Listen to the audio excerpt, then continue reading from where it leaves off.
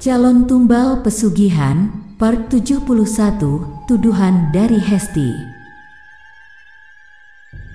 Polisi datang setelah menerima laporan dari Vira tentang meninggalnya Roy yang tidak wajar, akibat pesugihan yang dilakukan pria itu. Hesti masih menjerit-jerit histeris ketika jasad Roy diangkat oleh pihak kepolisian untuk menjalani autopsi.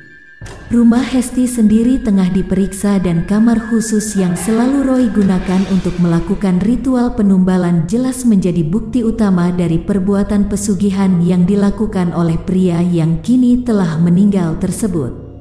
Dinda saat ini sedang bersama dengan Agil.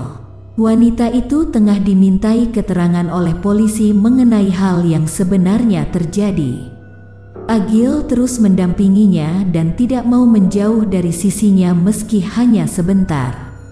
Hal itu jelas membuat Hesti merasa sangat marah. Di dalam hatinya benar-benar masih tersimpan kemarahan terhadap Dinda yang kini jelas akan semakin terlihat sempurna di mata Agil. Dia pelakunya, Pak. Hesti menunjuk ke arah Dinda secara terang-terangan. Dia yang membunuh suami saya secara langsung di depan mata saya sendiri. Dinda dan Agil kini menatap ke arah Hesti, meski saat itu Dinda masih memberikan keterangan pada polisi. Kalin, Kira, Vira, dan Rini langsung bereaksi ketika mendengar tuduhan itu. Apa maksudmu? Hah?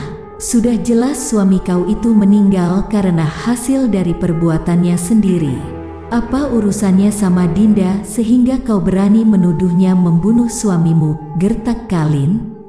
Diam kamu juga salah satu komplotannya. Kamu juga turut andil dalam usaha pembunuhan terhadap suamiku, balas Hesti, sama sekali tak merasa takut terhadap gertakan dari Kalin. Jangan sembarangan ngomong lo ya. Lo itu benar-benar perempuan paling munafik yang pernah gue temui, tahu enggak? Elo sendiri gimana? Elo terlibat dalam penumbalan terhadap almarhumah Bibi Atikah yang dilakukan oleh suami lo. Elo yang mengantar makanan ke rumah Mang Jaya setelah disuruh sama suami lo. Kak Agil adalah target tumbal pertama suami lo, tapi dia salah perhitungan sehingga almarhumah Bibi Atikah sampai meninggal dunia akibat perbuatan lo dan suami lo itu. Rini tak tinggal diam. Hesti pun mendadak terdiam ketika mendengar apa yang Rini beberkan di depan umum. Kenapa diam? Tadi keras banget koar-koarnya. Kenapa sekarang diam? Lo pikir cuma Elo aja yang bisa menggulirkan api? Enggak usah sok hebat lo. Enggak usah cari-cari muka di depan Kak Agil biar dikasihani. Elo bahkan udah ngasih pelet ke Kak Agil 13 tahun lalu, cuma untuk membuat Dinda menderita. Kak Agil sampai melupakan semua ingatannya tentang Dinda, tentang masa remajanya. Sekarang dia udah bisa mengingat semua itu dan Elo adalah tersangka utamanya, tambah Kira, tak kalah garang dari Rini. Hesti menggeleng-gelengkan kepalanya, lalu kembali menunjuk ke arah Dinda. Mereka bohong, Pak. Mereka hanya mencoba mengalihkan perhatian dari kasus pembunuhan suami saya. Yang bernama Dinda itu adalah pembunuhnya, Pak.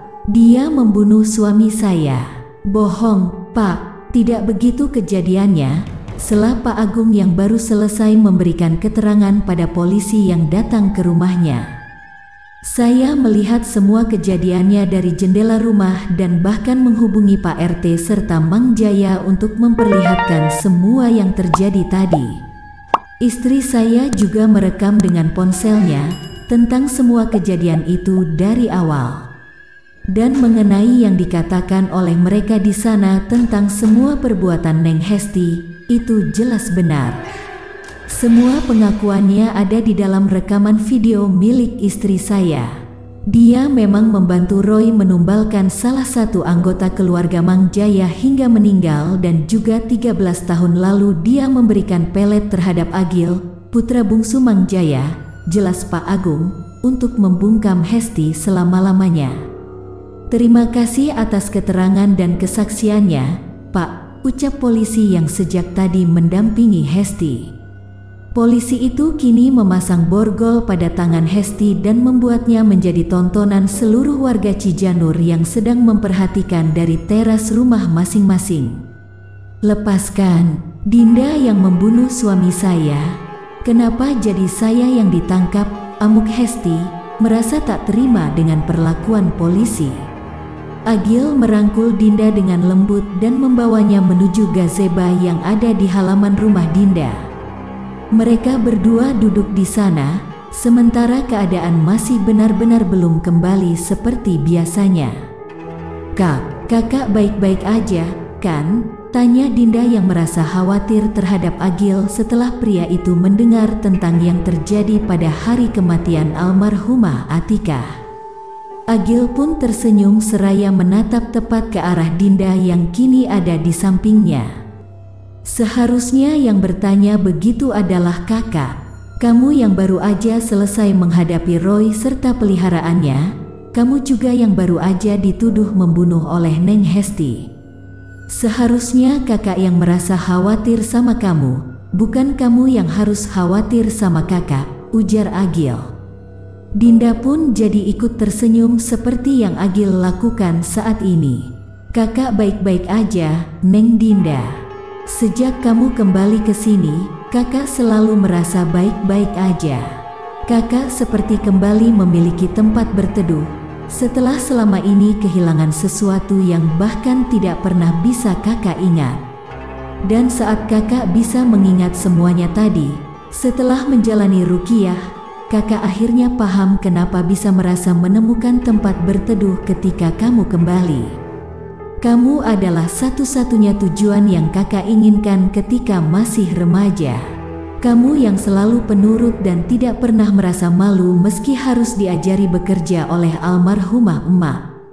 Kamu yang selalu tak pernah absen mengingatkan kakak untuk mengaji dan belajar karena kakak keseringan bermain. Kamu yang selalu ada untuk kakak, meski kakak tidak pernah meminta. Dan sekarang kakak begitu menyesal, kenapa bisa sampai kakak melupakan semua tentang kamu dan masa remaja kita. Kakak menyesal karena pernah menuruti kemauan Neng Hesti untuk meminum jamu yang katanya bisa membuat kakak cepat pulih setelah mengalami keseleo setelah bermain bola. Kakak sekarang ingat kapan pelet itu memasuki tubuh ini. Dia sengaja menjebak kakak dan pada akhirnya kakak menyakiti kamu sesuai dengan keinginannya, tutur Agil mengenai ingatannya yang kembali. Dinda segera menggenggam tangan Agil seperti yang biasa ia lakukan akhir-akhir ini. Tapi Dinda cukup merasa lega, karena akhirnya tahu bahwa Kak Agil enggak pernah berniat menyakiti Dinda selama ini.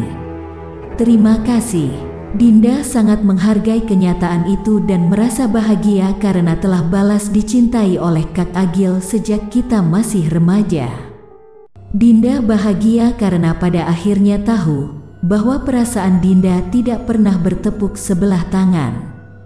Kak Agil tetaplah sosok paling baik hati yang sama yang Dinda kenal pertama kali di Cijanur ini. Dinda enggak akan pernah lupa bagaimana pertemuan pertama kita dulu. Seperti Kak Agil yang enggak pernah lupa dengan perasaan kakak terhadap Dinda meski banyak sekali yang menghalangi. "Dinda sayang sama Kak Agil," ungkap Dinda, tak merasa ragu meski hanya 1 detik. Agil merasakan kebahagiaan yang begitu besar usai mendengar apa yang Dinda ungkapkan. Ia takkan pernah memungkiri bahwa dirinya juga menyukai wanita itu sejak pertama kali mereka bertemu di masa lalu. "Hei, jangan bulan madu sekarang, ini kita baru mau sebar undangan. Besok aja kalau mau bulan madu," sindir Denny, setengah mengomel.